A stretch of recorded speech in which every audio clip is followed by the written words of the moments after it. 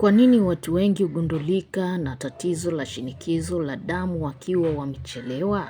Sababu kubwa ni kwamba shinikizo la damu mara nyingi halina dalili za wazi katika hatua za mwanzoni.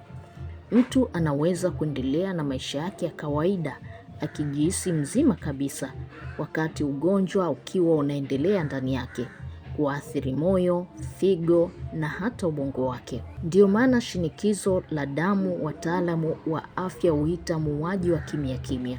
Kulingana na shirika la afya duniani WHO, takriban 28% ya watu wazima nchini Tanzania wenye umri wa miaka 30 hadi 79 wanaishi na tatizo la shinikizo la damu. Hiyo ni karibu watu milioni 5.5. Cha kusikitisha zaidi, 9% tu wanafanikiwa kudhibiti vizuri hali zao.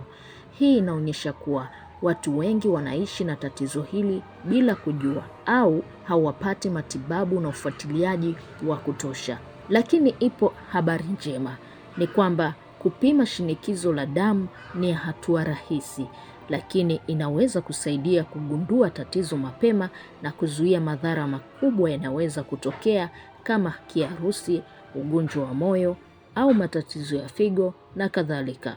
Hivyo usisubiri dalili, pima shinikizo lako la damu mara kwa mara. Upimaji wa mapema huokoa maisha.